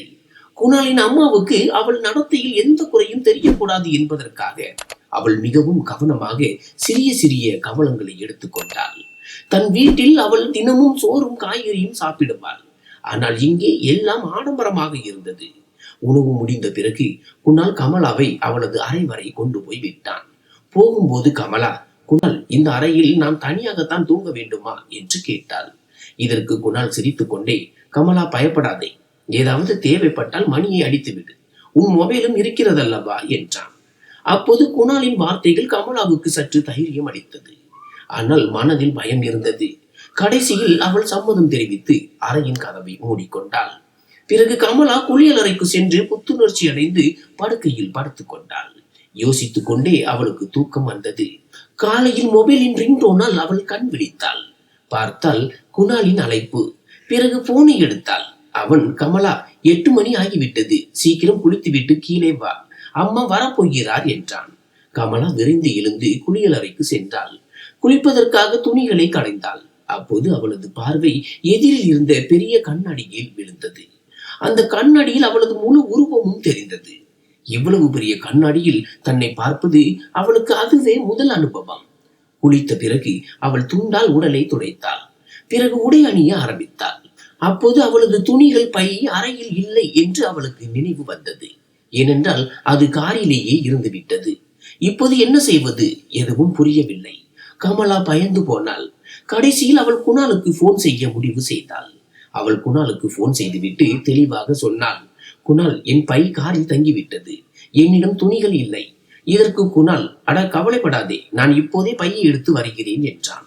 சிறிது நேரத்தில் கதவை தட்டும் சத்தம் கேட்டது. கமலா கதவை திறந்தாள். அப்போது குணால் எதிரே நின்று கொண்டிருந்தான். அவன் கையில் பை இருந்தது. ஆனால் கமலாவின் உடலில் இளஞ்சிவப்பு துண்டு மட்டுமே அணிந்திருந்தாள். அதனால் அவள் மிகவும் வெட்கப்பட்டாள். குணால் பையை நீட்டிவிட்டு வேகமாக செல்ல ஆரம்பித்தான்.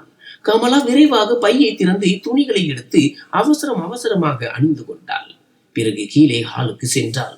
குணால் அவளை பார்த்தான். ஆனால் கமலா வெட்கத்தால் தலைகுனிந்து நின்றாள். அப்போது அவள் மனதில் குணால் தன்னை பற்றி என்ன நினைப்பான் என்ற எண்ணம் மட்டுமே ஓடிக்கொண்டிருந்தது.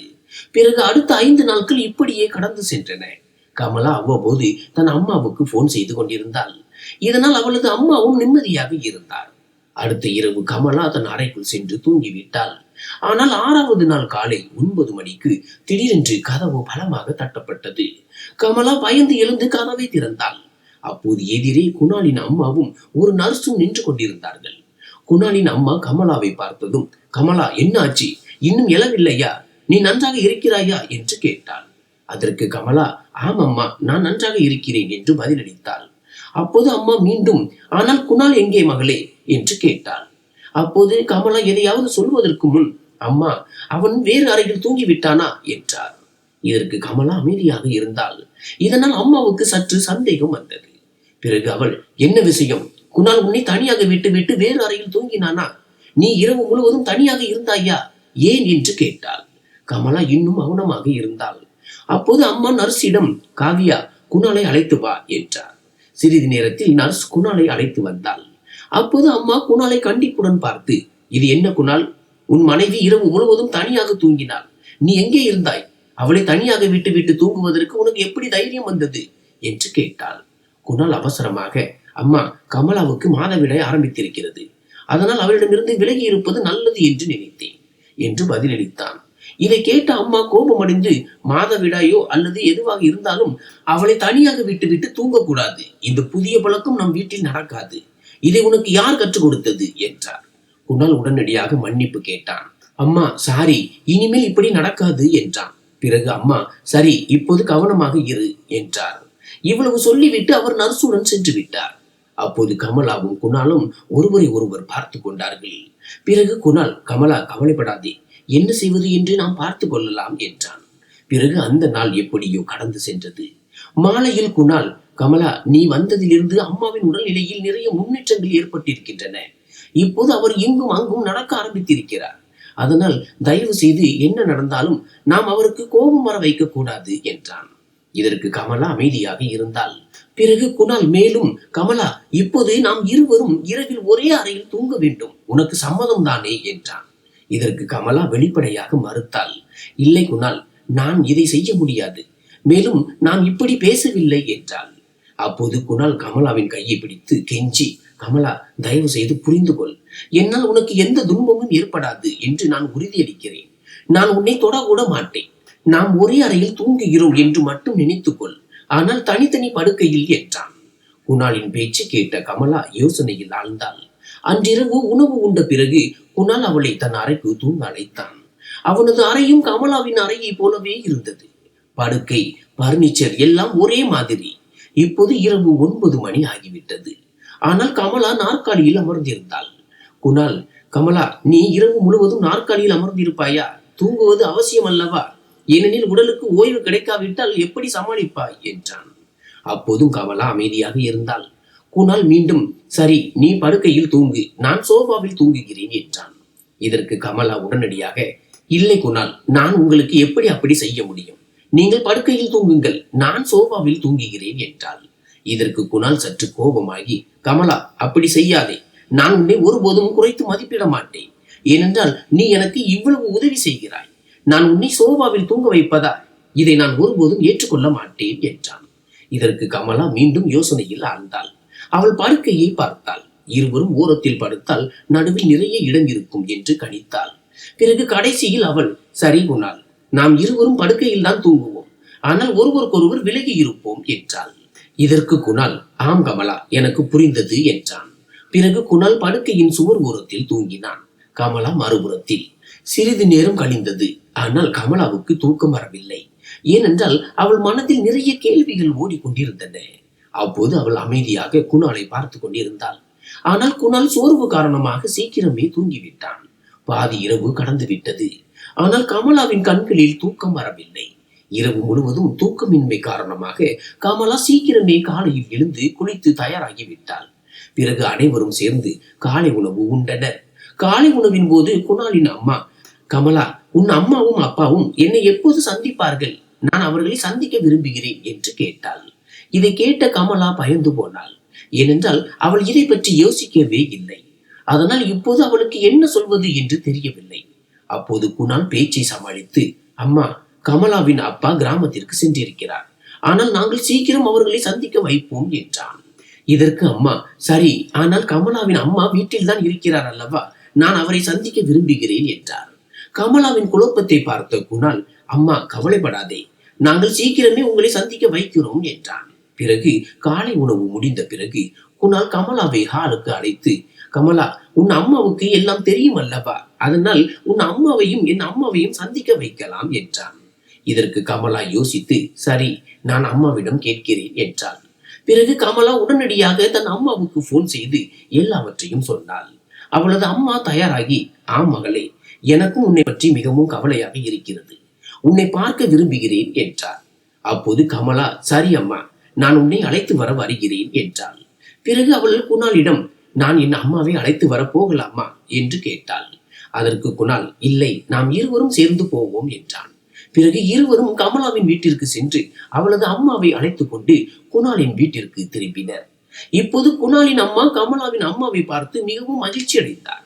கமலாவின் அம்மா அந்த பிரம்மாண்டமான வீடு, அழகான தோட்டம் மற்றும் ஆடம்பரமான ஏற்பாடுகளை பார்த்து உணர்ச்சி வசப்பட்டார். பிறகு சிறிது நேரம் அரட்டை நடந்தது. அப்போது குணாலின் அம்மா கமலாவின் அம்மாவிடம் மிகவும் வெளிப்படையாக பேசிக் கொண்டிருந்தாள். ஆனால் கமலாவுக்கு அவர்கள் முன் பேசும்போது பயமாக இருந்தது. கமலாவின் அம்மாவுக்கு இது எல்லாம் ஒரு நாடகம் என்று தெரிந்திருந்தாலும் குணாலின் அம்மா அவளை உண்மையான மருமகளாக நினைத்து பாசம் காட்டினாள். சிறிது நேரம் கழித்து கமலா தன் அம்மாவுக்கு சைகை செய்து, அம்மா, இப்போது நீ கிளம்ப வேண்டும் என்றாள். அவளது அம்மா சரி, நான் இப்போது போகிறேன் என்றார். ஆனால் உடனடியாக குணாலின் அம்மா தடுத்து, அட, இவ்வளவு அவசரம் ஏன், இன்னும் கொஞ்சம் நேரம் இருங்களேன், பிறகு எப்போது வருவீர்கள் என்று தெரியாது அல்லவா என்றார். இதற்கு கமலாவின் அம்மா பதிலளித்தார், நீங்கள் கவலைப்படாதீர்கள், நான் சீக்கிரமே வருவேன். இப்போது கமலாவின் அம்மா கிளம்புவதற்கு தயாராக இருந்தார். அப்போது குணாலின் அம்மா ஒரு வேலைக்காரனை அழைத்தார். அவனது காதில் எதையோ சொன்னார். பிறகு வேலைக்காரன் விரைவாக சமையலறைக்கு சென்றான். சமையலறையில் இருந்து வெளியே வந்து வீட்டின் மறுபக்கத்திற்கு சென்றான். சிறிது நேரத்தில் அவன் 4 நிரம்பிய பைகளுடன் வந்தான். அப்போது குணாலின் அம்மா, சம்பந்தி அவர்களே, நீங்கள் முதன் முறையாக எங்கள் வீட்டிற்கு வந்திருக்கிறீர்கள், அதனால் உங்களை காலி கையாக அனுப்புவது எங்களுக்கு சரியாக தெரியவில்லை என்றார். கமலாவின் அம்மா அந்த பைகளை வாங்க சற்று தயங்கினார். ஆனால் கமலா சைகையால் அவற்றை பெற்றுக்கொள்ள சொன்னாள். அதனால் அவளது அம்மா அந்த பைகளை எடுத்துக்கொண்டார். பிறகு கமலா தன் அம்மாவை வெளியே அழைத்து சென்ற போது அவளது அம்மா, மகளே, நீ ஜாக்கிரதையாக இரு, இவர்கள் மிகவும் பெரிய ஆட்களாக தெரிகிறார்கள், அவர்களுக்கு உண்மை தெரிந்தால் என்னவாகும், எனக்கு உன்னை பற்றி மிகவும் கவலையாக இருக்கிறது என்றார். அப்போது கமலா தன் அம்மாவின் கண்களை பார்த்து, அம்மா, நீ கவலைப்படாதே, எல்லாம் சரியாகிவிடும் என்றாள். குணால் உடனடியாக ஒரு வேலைக்காரனை அழைத்து கமலாவின் அம்மாவை வேறு காரில் வீட்டில் கொண்டு போய் விட சொன்னான். கமலாவின் அம்மா சென்ற பிறகு குணால், கமலா, நீ உன் அறைக்கு சென்று ஓய்விடு, எனக்கு சில வியாபார வேலைகள் இருக்கின்றன, அதனால் நான் மாலை வரை திரும்பி வருவேன், ஏதாவது தேவைப்பட்டால் எனக்கு போன் செய் என்றான். இதற்கு கமலா தலையசைத்து ஆம் சரி என்றாள். பிறகு குணால் சென்று விட்டான். கமலா தன் அறையில் ஓய்வெடுக்க ஆரம்பித்தாள். அறை மிகவும் அழகாக இருந்தது. ஒரு கணம் அவள் சொர்க்கத்தில் இருப்பது போல உணர்ந்தாள். ஆனால் டிவி ஓடிக்கொண்டிருந்தாலும் அவளுக்கு மனதில் நிலைக்கவில்லை. ஏனென்றால் அவளது மனதில் நிறைய எண்ணங்கள் ஓடிக்கொண்டிருந்தன. அடுத்து என்ன நடக்கும், எப்படி நடக்கும், இந்த யோசனையிலேயே நேரம் கடந்தது. எப்படியும் நேற்றிரவு அவர்களுக்கு சரியாக தூக்கம் வரவில்லை. ஆனால் மதிய வேளையின் அமைதியில் அவளுக்கு நல்ல தூக்கம் வந்தது. பிறகு மாலை 5 மணிக்கு யாரோ கதவை தட்டினார்கள். கமலா கதவை திறந்தாள். எதிரே காவியா, குணாலின் அம்மாவுடன் இருக்கும் நர்ஸ் நின்று கொண்டிருந்தாள். அவள் உள்ளே வந்து, கமலா மேடம், அம்மா உங்களை அழைத்திருக்கிறார்கள் என்றாள். இதற்கு கமலா, ஆனால் ஏன் அழைத்தார்கள் என்று கேட்டாள். அதற்கு காவியா எதுவும் சொல்லவில்லை. மாறாக, கமலா மேடம், நான் ஒரு விஷயம் கேட்கலாமா என்றாள். அதற்கு கமலா, ஆம் கேளுங்கள் என்றாள். அப்போது காவியா, நான் உங்களை எங்கோ பார்த்தது போல உணர்கிறேன். நீங்கள் எப்போதாவது விமலா ஆண்டின் வீட்டிற்கு போயிருக்கிறீர்களா என்று கேட்டாள். இதை கேட்ட கமலாவின் இதயம் பலமாக துடிக்க ஆரம்பித்தது. ஆனால் அவள் அமைதியான குரலில், விமலா ஆண்டியா, எனக்கு அவர்களை தெரியவே தெரியாது என்று பதிலளித்தாள். இதற்கு காவியா, மன்னிக்கவும் மன்னிக்கவும், ஒருவேளை நான் தவறாக புரிந்து கொண்டிருக்கலாம். ஆனால் மேடம், அம்மா உங்களை அழைத்திருக்கிறார்கள் என்றாள். அப்போது கமலா, சரி நீ போ, நான் வருகிறேன் என்றாள். காவியா சென்ற பிறகு கமலா உடனடியாக குணாலுக்கு போன் செய்து, குணால், எனக்கு மிகவும் பயமாக இருக்கிறது. காவியா என்னை விமலா ஆண்டியின் வீட்டில் பார்த்ததாக சொன்னாள். ஒருவேளை அவள் என்னை தெரிந்து கொண்டிருப்பாளோ என்றாள். அதற்கு குணால் அமைதியாக, கமலா நீ கவலைப்படாதே, நான் அவளிடம் போனில் பேசிக் கொள்கிறேன் என்றான். பிறகு கமலா உடனடியாக அம்மாவிடம் சென்றாள். அம்மா அவளை பார்த்ததும் மிகவும் மகிழ்ச்சி அடைந்து, மகளே, நீ இந்த வீட்டில் இத்தனை நாட்களாக இருக்கிறாய். ஆனால் பார், உன் கழுத்தில் ஒரு சிறிய தாலி மட்டும் தான் இருக்கிறது. இவ்வளவு பெரிய வீட்டில் மருமகள் நீ, உன்னிடம் எந்த நகையும் இல்லை. இது சரியில்லை, நில் என்றார். அப்போது ஒரு ஆணும் அவளுடன் ஒரு பெண்ணும் அறைக்குள் வந்தனர். அந்த மனிதன் அம்மாவிடம் சென்று பணிவுடன், அம்மா உத்தரவு கொடுங்கள், உங்கள் ஆணை என்ன என்று கேட்டான். அதற்கு அம்மா, என் மருமகளுக்காக நல்ல நகைகளை காட்டுங்கள் என்றார். அதற்கு அவன், ஆம் அம்மா, நீங்கள் சொன்ன எல்லா நகைகளையும் கொண்டு வந்திருக்கிறோம் என்றான். பிறகு அவன் தன்னுடன் வந்த பெண்ணிடம் இருந்து ஒரு பையை எடுத்து அதை திறந்து அம்மாவிடம் நகைகளை காட்டினான். அந்த பையில் பலவிதமான அழகான தங்க நகைகள் இருந்தன. அப்போது அம்மா கமலாவை அருகில் அழைத்து ஒரு பெரிய தாலியை அவள் கையில் கொடுத்தார். பிறகு அம்மா, மருமகளே, மாலையில் குணால் வரும்போது அவன் கையால் இந்த தாலியை கழுத்தில் அணிந்து கொள். பார், இது உனக்கு மிகவும் அழகாக இருக்கும் என்றார். பிறகு அவர் மேலும் சில நகைகளை எடுத்து கமலாவுக்கு கொடுத்தார். அதை பார்த்த கமலா மலைத்து போனாள். ஏனென்றால் அவள் இவ்வளவு தங்கத்தை ஒருபோதும் பார்த்ததில்லை. அப்போது அம்மா நகை வியாபாரியிடம், பிரசாத், இதற்கான விலை எவ்வளவு என்று கேட்டார். அதற்கு நகை வியாபாரி, அம்மா அதிகமில்லை, 5 லட்சம் என்றார். அம்மா, சரி, உங்களுக்கு சீக்கிரம் செக் கிடைத்து விடும் என்றார். பிறகு நகை வியாபாரி, ஆம் அம்மா, கவலை இல்லை, வேறு ஏதாவது நகை வேண்டுமானால் சொல்லுங்கள் என்றான். இவ்வளவு சொல்லிவிட்டு அவனும் அவனது உதவியாளர் பெண்ணும் அங்கிருந்து சென்றனர். அம்மா மீண்டும் கமலாவிடம், கமலா, மாலையில் குணால் வந்தால் அவன் கையால் தாலியை அணிந்து கொள், மற்ற நகைகளை அலமாரியில் வைத்து விடு, எப்போது மனது இருக்கிறதோ அப்போது அணிந்து கொள் என்றார். கமலா அம்மாவிடம் ஆசீர்வாதம் பெற்று தன் அறைக்கு சென்றாள். அறைக்கு வந்ததும் அவள் ஒரு நீண்ட மூச்சு விட்டு உடனடியாக குணாலுக்கு போன் செய்தாள். எல்லா விஷயங்களையும் சொன்னாள். அதற்கு குணால், கமலா கவலைப்படாதே, நான் மாலையில் வருகிறேன் என்றான். மாலையில் கமலா குணாலுக்காக ஆவலுடன் காத்திருந்தாள். மாலை 7 மணிக்கு கதவு மணி ஒலித்தது. அது குணாலாகத்தான் இருக்கும் என்று அவள் நினைத்தாள். அதனால் அவள் கதவை திறந்தாள். எதிரே குணால் நின்று கொண்டிருந்தான். அவன் உள்ளே வந்து, கமலா என்ன ஆச்சு என்று கேட்டான். அதற்கு கமலா, அம்மா என்னை அழைத்தார், பாருங்கள் எவ்வளவு நகைகளை கொடுத்திருக்கிறார், இப்போது நான் இதை என்ன செய்வது என்றாள். அதற்கு குணால் சிரித்து கொண்டே, ஏன் உனக்கு நகைகள் பிடிக்கவில்லையா என்றான். கமலா, யாருக்கு நகைகள் பிடிக்காது, ஆனால் இதற்கு எனக்கு எந்த உரிமையும் இல்லை. நான் அம்மாவுக்கு துரோகம் செய்கிறேன், அவருக்கு உண்மை தெரிந்தால் என்ன ஆகும் என்றாள். இதற்கு குணால் அமைதியாக, அப்படி எதுவும் நடக்காது, நீ கவலைப்படாதே, அம்மா சொல்லி இருக்கிறார், அதனால் காட்டுவதற்காக மட்டும் அணிந்து கொள் என்றான். அப்போது கமலா தாலியை கையில் எடுத்து, குணால், எனக்கு இந்த புதிய டிசைன் கொண்ட தாலியை அணிய தெரியவில்லை, அதனால் நீங்கள் எனக்கு உதவுங்கள் என்றாள். இதற்கு குணால் சிரித்து கொண்டே சம்மதம் தெரிவித்தான். பிறகு அவன் கமலா அருகில் வந்து தாலியை கட்ட ஆரம்பித்தான். அப்போது கமலாவின் விரிந்த முடி அவளது முதுகில் சிதறி கிடந்தது. அதனால் குணால், கமலா, முடியை சற்றே விலக்கு என்றான். கமலா முடியை ஓரமாக ஒதுக்கி வைக்க குணால் தாலியை கட்ட ஆரம்பித்தான். குணாலை இவ்வளவு அருகில் பார்த்த கமலாவுக்கு இதயம் பலமாக துடிக்க ஆரம்பித்தது. அதனால் அவள் தன் கண்களை மூடிக்கொண்டாள். குணாலை பார்ப்பதற்கு அவளுக்கு தைரியம் இல்லை. ஏனெனில் குணால் அவளுக்கு மிகவும் அருகில் இருந்தான். இப்போது 4-5 நிமிடங்கள் கடந்து விட்டன. ஆனால் அவன் கமலாவின் கழுத்துக்கு பின்னால் கையை வைத்து என்ன செய்கிறான் என்று தெரியவில்லை. கமலா மெதுவாக கண்களை திறந்து, ஆகிவிட்டதா என்று கேட்டாள். அதற்கு குணால், இப்போதுதான் ஆகிவிட்டது. உண்மையில் எனக்கும் இதில் பழக்கம் இல்லை. அதனால் தான் சிறிது நேரம் ஆகிறது என்றான். கமலா, குணால், சீக்கிரம் செய்யுங்கள் என்றாள். அப்போது அவளது குரல் தனித்திருந்தது. கமலாவுக்கு குணாலிடம் இது என்னால் முடியாது என்று சொல்லிவிடலாமா என்று தோன்றியது. ஆனால் எப்படி சொல்வது? குணால், கமலா, இது இப்படி மாட்டவில்லை. நீ மிகவும் ஆடுகிறாய். ஏன் படுக்கையில் அமர்ந்து செய்யக்கூடாது என்றான். இதை கேட்ட கமலா வேகமாக படுக்கையில் அமர்ந்தாள். குணாலும் அவள் அருகில் வந்து அமர்ந்தான்.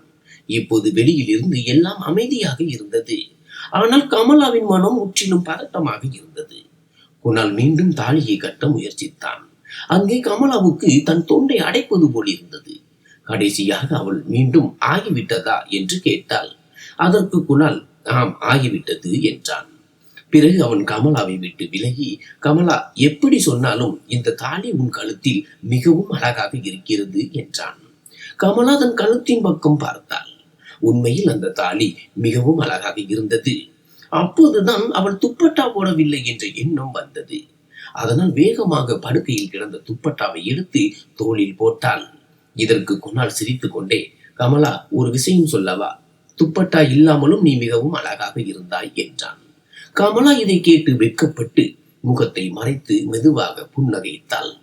குணால் மீண்டும் நினைவுபடுத்தினான். கமலா, இது எல்லாம் நாடகம், ஞாபகம் இருக்கிறதா என்றான். கமலா தன்னை கண்ணாடியில் பார்த்தாள். அப்போது அந்த தாலி உண்மையில் அவளது கழுத்தில் மிகவும் ஒளிர்ந்தது. ஏனென்றால் அதன் வடிவம் அவ்வளவு அழகாக இருந்தது. எந்த பெண் அணிந்தாலும் அழகாக தெரிவாள். குணால், கமலா, வா, இப்போது சாப்பிடும் நேரம் ஆகிவிட்டது என்றான். அதற்கு கமலா, ஆம், சரி என்றாள். பிறகு இருவரும் சாப்பிடும் ஹாலுக்கு சென்றனர். இன்று குணாலின் அப்பாவும் அவர்களுடன் சாப்பிட அமர்ந்திருந்தார். ஹாலுக்குள் நுழைந்ததும் குணாலின் அப்பா கமலாவை பார்த்து, கமலா, எப்படி இருக்கிறாய் மருமகளே என்று கேட்டார். அதற்கு கமலா, நான் நன்றாக இருக்கிறேன், நீங்கள் எப்படி இருக்கிறீர்கள் என்று கேட்டாள். அதற்கு அவர் சிரித்துக் கொண்டே, நானும் சூப்பராக இருக்கிறேன் என்றார். அனைவரும் நாற்காலிகளில் அமர்ந்தனர். சிறிது நேரம் கழித்து அம்மா ஹாலுக்கு வந்தார். கமலாவை பார்த்ததும் அவரது முகத்தில் மகிழ்ச்சி பரவியது. அவர், கமலா, பார், இப்போது எவ்வளவு அழகாக இருக்கிறாய். முன்பு உன் கழுத்து எவ்வளவு வெறுமையாக இருந்தது, எவ்வளவு பயந்தவளாக இருந்தாய். ஆனால் இப்போது மிகவும் அரசவை பெண் போல இருக்கிறாய். உண்மையாகவே இப்போது எங்கள் குடும்பத்தின் மருமகளாக தெரிகிறாய் என்றார். கமலா அவரது பேச்சை கேட்டு மெதுவாக புன்னகைத்தாள். பிறகு அவரிடம் சென்று அவர் கால்களை தொட்டு வணங்கினாள். அதற்கு அம்மா, பல்லாண்டு வாழ்க என்றார். பிறகு அவர், இப்படியே சந்தோஷமாக இரு மகளே என்றார். அனைவரும் சேர்ந்து உணவு உண்டனர். உணவு உண்ட பிறகு கமலா தன் அறைக்கு சென்று அமர்ந்தாள். சிறிது நேரம் கழித்து குணாலும் அவளது அறைக்கு வந்தான். கமலா மனதிற்குள் நினைக்க ஆரம்பித்தாள். அடக்கடவுளே, இவன் இன்று என் அறையில் தான் தூங்கப் போகிறானா? இருந்தாலும் அவள் வெளிப்படையாக, என்ன ஆச்சு, என் அறைக்கு வந்திருக்கிறீர்கள் என்று கேட்டாள். அதற்கு குணால், ஆம் கமலா, உனக்கு தெரியும் அல்லவா, நாம் ஒரே அறையில் தூங்க வேண்டும் என்று அம்மா சொல்லி இருக்கிறார். இப்போது நான் என்ன செய்வது? எனக்கும் எதுவும் புரியவில்லை என்றான். இதற்கு கமலா, சரி, தூங்குங்கள், ஆனால் நேற்று தூங்கியது போலவே என்றாள். பிறகு குணால் சுவரை பார்த்தபடி படுக்கையில் படுத்துக் கொண்டான். கமலா மறுபுறத்தில். சிறிது நேரம் கழித்து குணால் மொபைலை எடுத்து அதில் எதையோ செய்ய ஆரம்பித்தான். அவன், கமலா, உன் மொபைல் எங்கே என்று கேட்டான். அதற்கு கமலா, அது மேஜையில் இருக்கிறது என்றாள். குணால், அடா கமலா, மொபைல் உனக்கு பயன்படுத்துவதற்காகத்தான் கொடுக்கப்பட்டிருக்கிறது என்றான். இதற்கு கமலா, எனக்கு அதை இயக்க தெரியவில்லை, பழக்கமும் இல்லை என்றாள். அதற்கு குணால், கமலா, இப்போது உலகம் முழுவதும் மொபைலுக்கு பழகிவிட்டது.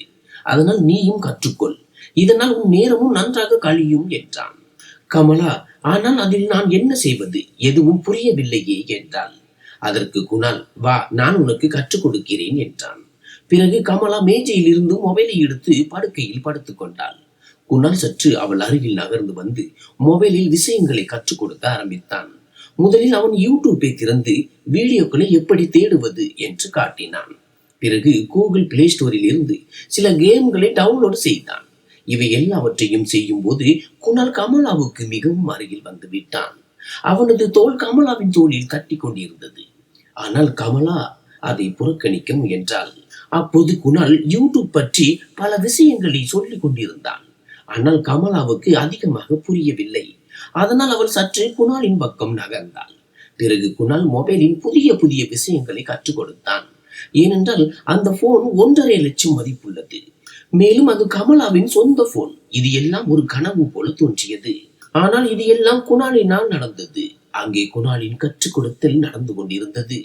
அப்போது கமலாவின் மூச்சு வேகமாக வர ஆரம்பித்தது. அதனால் அவளது கழுத்தில் இருந்த தாலி மூச்சுடன் அசைய ஆரம்பித்தது. குணாலின் மூச்சும் கனமாகி இருந்தது. அவனது குரல் கமலாவுக்கு ஆழமாக தோன்றியது. இதனால் குணாலின் மனதிலும் அவள் மீது ஏதோ உணர்ச்சிகள் இருக்கின்றன என்று கமலாவுக்கு தோன்ற ஆரம்பித்தது. அப்போது குணால் கமலாவுக்கு ஒரு கேம் விளையாட கற்றுக் கொடுத்து, கமலா, இப்போது இந்த கேமை விளையாடிப்பார், புரிகிறதா என்றான். அதற்கு கமலா ஆம் சரி என்றாள். பிறகு அவள் மொபைலை கையில் எடுத்து திரையில் விரல்களை அசைத்து கேம் விளையாட ஆரம்பித்தாள். இப்போது குணால் ஒரு கழித்து படுத்து அவளை பார்த்து கொண்டிருந்தான். அவள் தன் தலையை கமலாவின் தலையணையில் வைத்திருந்தான். அவனுடைய மூச்சு கமலாவிற்கு தெளிவாக உணர முடிந்தது. இப்போது கமலா கேம் விளையாடி கொண்டிருந்தாள். ஆனால் அவளது முழு கவனமும் குணால் மீதே இருந்தது. கடைசியில் அவள் தானே, குணால் இப்போது தூங்கலாமா என்று கேட்டாள். அதற்கு குணால், என்ன ஆச்சு, இவ்வளவு சீக்கிரம் தூக்கம் வருகிறதா என்றான். அதற்கு கமலா ஆம் தூக்கம் வருகிறது என்றாள். ஆனால் உண்மை என்னவென்றால் குணால் இவ்வளவு அருகில் இருந்தது அவளை பதட்டப்படுத்தியது. அவனது அருகாமை கமலாவின் தைரியத்தை குறைத்தது. அதனால் அவள் மொபைலை அணைத்துவிட்டு குணாலின் பக்கம் பார்த்தாள். அப்போது குணாலின் கவனம் அவளது முகத்தின் மீதே இருந்தது. இதை பார்த்து அவளது உதடுகள் நடுங்க ஆரம்பித்தன. ஆனால் அப்போது கமலா தன்னை சமாளிக்க வேண்டும் என்று நினைத்தாள். அதனால் அவள் வேகமாக படுக்கையில் அமர்ந்து நான் பாத்ரூம் போக வேண்டும் என்றாள். அப்போது குணால் சுயநினைவுக்கு வந்து சரி என்றான். பிறகு கமலா ஓடி சென்று பாத்ரூமுக்குள் நுழைந்தாள். அங்கே பதட்டமான தன்னை அமைதிப்படுத்த முயன்றாள். பிறகு மனதிற்குள், கமலா, உன் வரம்பில் இரு, இது எல்லாம் நாடகம், ஞாபகம் வைத்துக்கொள். குணால் ஆண், நீ பெண். அவன் பெரிய வீட்டு பையன். அவனுக்கு எத்தனை பெண்களுடன் பழக்கம் இருக்கும் என்று தெரியாது. அதனால் உன் மனதை கட்டுப்படுத்து, குணாலிடமிருந்து விலகி இரு என்று தனக்குத்தானே சொல்லிக் கொண்டாள். கமலா சிறிது நேரம் பாத்ரூமில் இருந்தாள். தன்னை சமாளித்துக் கொண்டு பிறகு அறைக்கு திரும்பினாள். ஆனால் குணால் இப்போது சுவரை பார்த்தபடி தூங்கிக் கொண்டிருந்தான். கமலாவை பார்த்து, என்ன ஆச்சு கமலா, இவ்வளவு நேரம் பாத்ரூமில் என்று கேட்டான். அதற்கு கமலா சற்று எரிச்சலான குரலில், ஆம், கொஞ்சம் அதிகம் நேரம் ஆகிவிட்டது, புத்துணர்ச்சி அடைந்து கொண்டிருந்தேன் என்றாள். பிறகு அவள் படுக்கைக்கு சென்று வேண்டுமென்றே ஓரத்தில் படுத்துக் கொண்டாள். குணாலும் அவளிடமிருந்து விலகி படுத்திருந்தான். அவர்களுக்கு இடையே நிறைய இடம் காலியாக இருந்தது. ஆனால் கமலாவின் மனதில் நிறைய எண்ணங்கள் ஓடிக்கொண்டிருந்தன. இப்போது அவளுக்கு தூக்கமும் வர ஆரம்பித்தது. பிறகு மெதுவாக அவளது கண்கள் மூடின. எப்போது தூங்கினாள் என்று தெரியவில்லை. நள்ளிரவில் திடீரென்று அவளுக்கு விழிப்பு வந்தது. அவள் பார்த்தபோது குணால் முழுவதுமாக அவள் அருகில் வந்து தூங்கிக் கொண்டிருந்தான். அவர்களுக்கு இடையேயான தூரம் மிகவும் குறைந்து விட்டது. முதலில் கமலாவுக்கு மிகவும் கோபம் வந்தது. ஆனால் அவள் குணாலின் முகத்தை பார்த்தபோது அவன் ஆழ்ந்த தூக்கத்தில் இருப்பது தெரிந்தது. அவனது அப்பாவியான முகத்தை பார்த்து கமலாவின் மனத்தில் குணால் மீது ஒரு விசித்திரமான மரியாதை ஏற்பட்டது. பிறகு சிறிது நேரம் கழித்து அவளும் தூங்கிவிட்டாள். காலையில் சீக்கிரம் எழுந்த கமலா முதலில் குளித்துவிட்டு அம்மாவிடம் மற்றும் குணாலின் அப்பாவிடம் சென்றாள். பிறகு சில நாட்கள் இப்படியே கடந்து சென்றன. இப்போது ஒவ்வொரு காலையிலும் குணால் அவளை சந்தித்து வேலைக்கு செல்வான். கமலா நாள் முழுவதும் தன் அறையில் இருப்பாள். ஆனால் இப்போது அவளுக்கு மொபைல் பயன்படுத்த தெரிந்திருந்தது. உதாரணமாக வீடியோ பார்ப்பது, பாட்டு கேட்பது, கேம் விளையாடுவது. அதனால் இந்த எல்லாவற்றிலும் அவளது நாள் எப்படி போனது என்று தெரியவில்லை. ஆனால் மாலை வந்தவுடன் அதே விளையாட்டு மீண்டும் தொடங்கும். குணால் திரும்புவான், சாப்பிடுவது நடக்கும். பிறகு இருவரும் ஒரே படுக்கையில் தூங்குவார்கள். தூங்கும் போது கமலாவும் குணாலும் ஒருவருக்கொருவர் தூரத்தை கடைபிடித்தார்கள். ஆனால் இரவில் குணால் அறியாமலேயே கமலா அருகில் நகர்ந்து விடுவான். கடந்த 10 நாட்களாக இதுதான் நடந்து கொண்டிருந்தது. அதனால் ஒரு இரவு தூங்குவதற்கு முன் கமலா குணாலிடம், குணால், நீங்கள் இரவில் தூங்கும்போது திடீரென்று என் அருகில் வந்து விடுகிறீர்கள். அதனால் தயவு செய்து சற்று கவனமாக தூங்குங்களேன் என்றாள். இதற்கு குணால், அட கமலா, எனக்கு அப்படி ஒரு பழக்கம் இருக்கிறது. தூங்கும்போது என் கை கால்கள் எங்கே செல்கின்றன என்று எனக்கே தெரிவதில்லை என்றான். இவ்வளவு சொல்லிவிட்டு அவன் சிரித்தான்.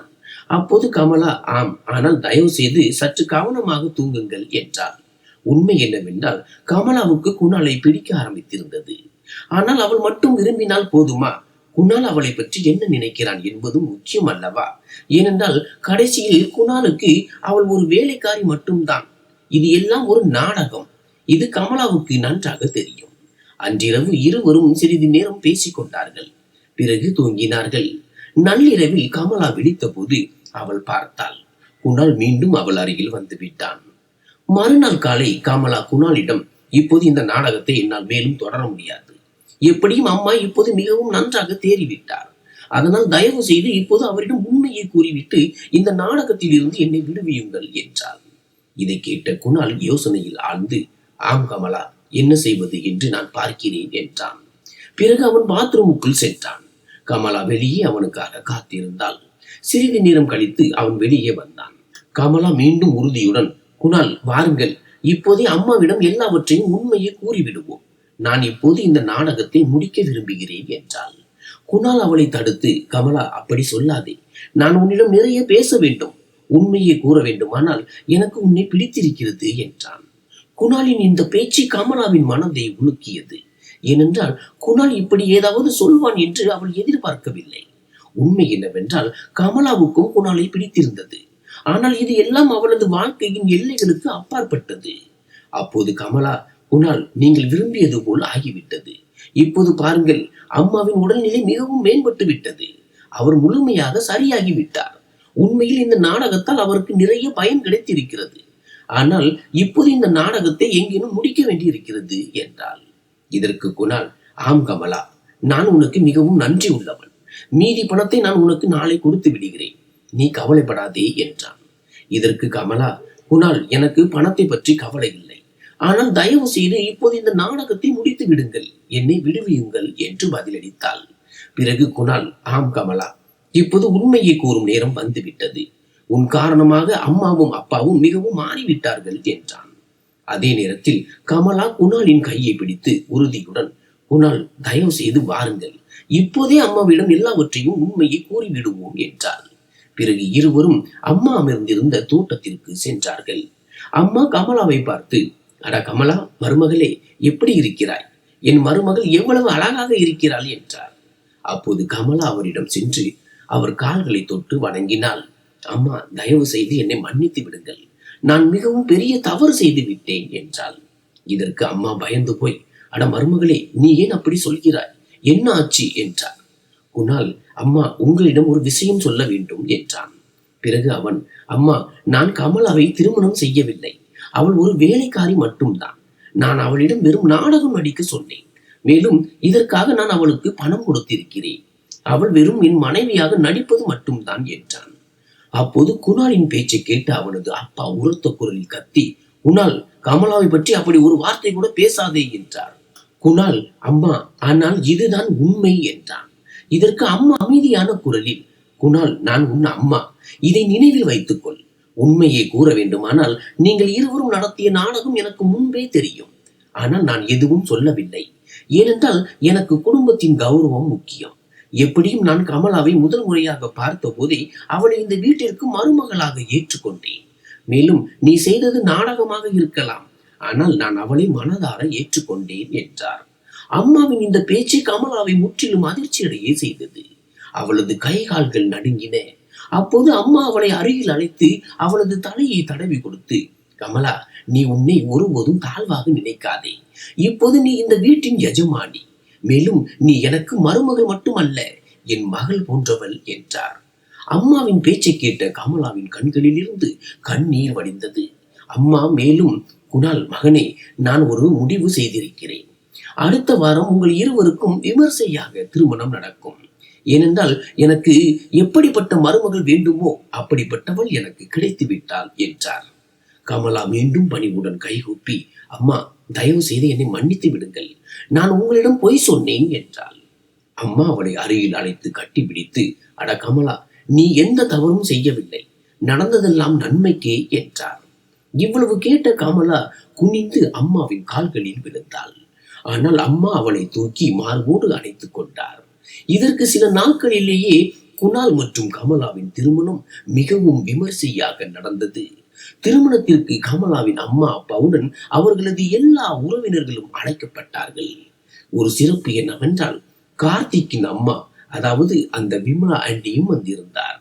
கமலாவின் இந்த கதை யாரால் தொடங்கியது என்று அவரது மகன் மூலம் அவருக்கு தெரிய வந்தது. அப்போது விமலா ஆண்டி தனது மகன்தான் அவளுக்கு இந்த வழியை காட்டினான் என்றும், இப்போது ஒரு வேலைக்காரி இவ்வளவு பெரிய வீட்டின் மருமகள் ஆகிவிட்டாள் என்றும் கேட்டு முதலில் மிகவும் ஆச்சரியம் அடைந்தார். ஆனால் விமலா ஆண்டிக்கு கமலாவின் சுபாவம், அவளது வேலை, பேச்சு மற்றும் நடத்தை எப்போதும் பிடித்திருந்தது. அதனால் இந்த திருமணத்தால் அவரும் மிகவும் மகிழ்ச்சி அடைந்தார். மேலும் அவர் கமலாவை மனதார ஆசீர்வதித்தார். இப்போது கமலாவின் அம்மாவும் அப்பாவும் மிகவும் மகிழ்ச்சியாக இருந்தனர். திருமணத்திற்கு பிறகு குணால் மற்றும் கமலாவின் உண்மையான வாழ்க்கை தொடங்கியது. நன்றி.